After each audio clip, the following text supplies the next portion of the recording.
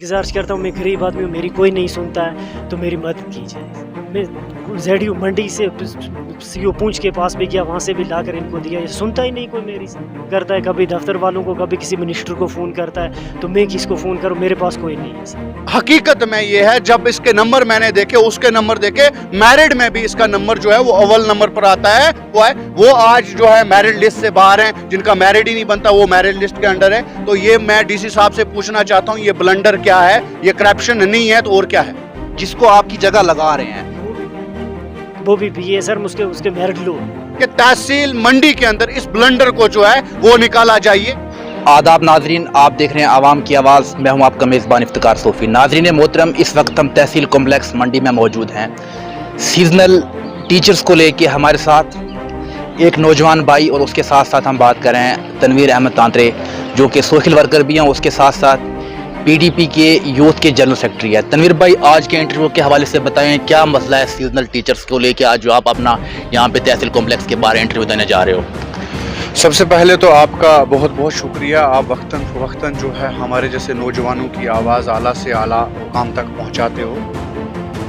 मैं आज आपके चैनल के माध्यम से सिर्फ एक गुजारिश करना चाहूँगा कि ये जो है सरकार की तरफ से जब हमारे लोग माइग्रेट होते हैं, डोकू की तरफ जाते हैं तो अपने माल मवेशी को लेकर, तो ये सरकार की तरफ से एक बहुत अच्छा स्टेप था। 2011 में ये जो स्कीम लागू की गई सीजनल टीचर्स के लिए, लेकिन मुझे अफसोस से कहना पड़ेगा कि 182 जोन होने के नाते सिर्फ 181 जोन जो है वो बहुत ठीक चल रहे हैं। लेकिन ये जो तहसील मंडी हमारी है, मुझे समझ नहीं आती कि इसके साथ हमेशा क्यों है जो सौतेली माँ जैसा सलूक किया जाता है।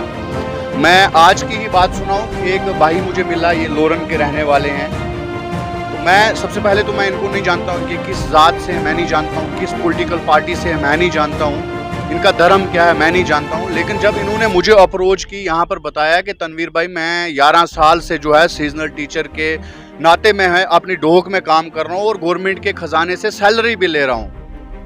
तो मैंने कहा ठीक है, आप मुझे बताएं अपनी प्रॉब्लम क्या है। तो जब इन्होंने मुझे प्रॉब्लम बताई तो मेरे रोंगटे खड़े हो गए, जबकि मुझे आज की डेट में ये बताना पड़ेगा कैमरे के आगे कि यहाँ पर सीजनल टीचर्स भी जो हैं वो भी पॉलिटिकल जो है वो शिकार हुए हैं, मतलब सियासत का शिकार हो चुके हैं। 100% सियासत का शिकार हुए हैं, क्योंकि जहाँ जिसकी पॉलिटिक्स बैकग्राउंड है वो आज यहाँ पर बिना मेरिट के लग रहे हैं, जिनकी डोके नहीं है वो लग रहे हैं। तो ये बेचारा भाई मेरा जो है ये गरीब है, इसकी आवाज अगर आज हम नहीं उठाएंगे तो इसकी आवाज उठाएगा कौन? तो मैं आपके चैनल के माध्यम से ये गुजारिश करना चाहता हूं कि अगर इसने जो है 11 साल महकमे से सैलरी लेकर उन बच्चों को पढ़ाई दी है, तो उन बच्चों को एजुकेशन दी है, तो आज कौन सा जो पॉलिटिकल बैकग्राउंड वाले लड़के जो है वहां पर आ गए? जब मैंने इनसे राब्ता किया, मैंने कहा आप मुझे बताएं असल में हकीकत क्या है।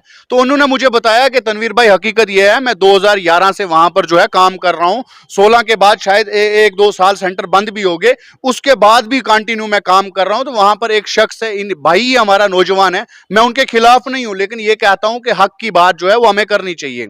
तो जब मैंने उनसे पूछा, मैंने कहा ये क्या माजरा है, उन्होंने कहा ये भी लगे थे और इनका जो है नंबर अव्वल रखा गया था। हालांकि 2011 से पहले काम कर रहा है ये, उसका नंबर जब अव्वल रखा गया, इसका नंबर जो है दूसरे नंबर पर रखा गया। तो मैंने कहा मेरिट के हिसाब से उसका नंबर आता होगा, लेकिन हकीकत में ये है जब इसके नंबर मैंने देखे, उसके नंबर देखे, मैरिट में भी इसका नंबर जो है वो अव्वल नंबर पर आता है और यहाँ पर एक्सपीरियंस के हिसाब से भी इसका नंबर जो है अव्वल नंबर पर आता है। फिर क्या क्या कहेंगे आप, आखिर इस नौजवान भाई के साथ इतनी नाइंसाफी क्यों हो रही है? अगर मेरिट लिस्ट में भी इनका नाम हाई लेवल पे आ रहा है, उसके साथ साथ में अगर आपको एक बात और भी बताऊं, काफी अरसा दराज से अपनी मतलब फराइज भी अंजाम दे रहे हैं, वजह क्या हो सकती है?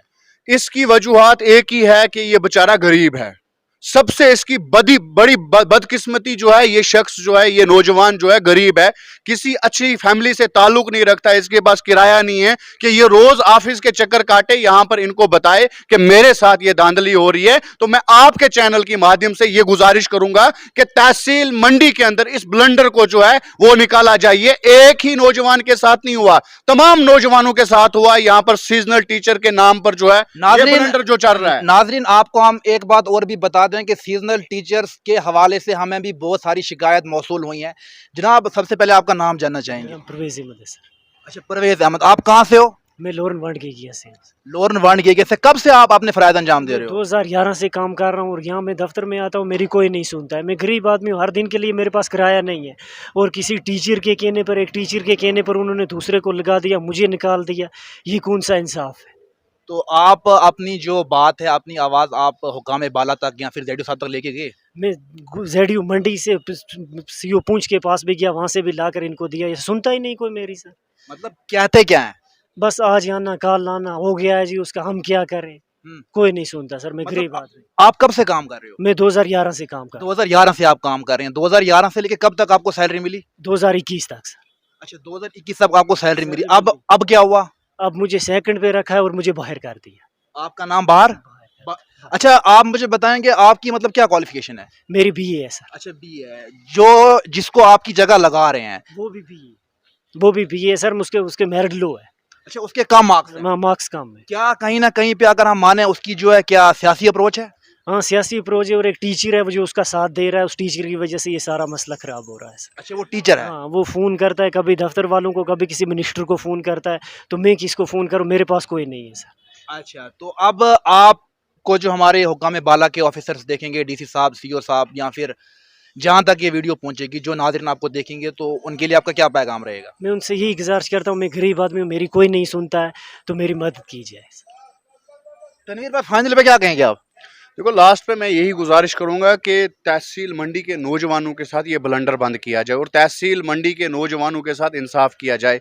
जब ये गरीब शख्स अपनी जो है पढ़ाई पूरी करने के बाद एक सीजनल टीचर के लिए अप्रोच करता, अगर यहाँ पर भी इसके साथ धांधली होगी तो हम ये कतन बर्दाश्त नहीं करेंगे और बार बार यही चिल्ला कर कहेंगे कि जो नौजवानों के साथ नाइंसाफियाँ चल रही हैं वो बंद किया जाए। खास करके हमारे तहसील मंडी के अंदर एक कमेटी तश्कील दी जाए और ये तमाम सीजनल टीचर जितने जहां जहां पर भी खुले हुए हैं उनका दौरा करें कि या वहां पर जितने भी टीचर लगे हुए हैं क्या वो लीगल हैं या इनलीगली हैं।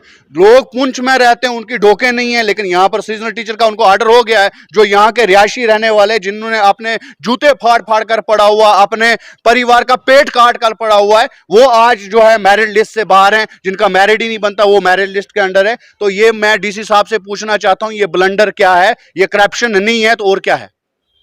चलिए नाजरीन, ये था सीजनल एसोसिएशन के लिए हमारे साथ बात कर रहे थे एक नौजवान भाई, उसके साथ साथ तनवीर तांत्रे। आप देखते रहिए आवाम की आवाज़। दीजिए अपने मेज़बान इफ्तिकार सोफ़ी को इजाज़त। अल्लाह हाफ़िज़।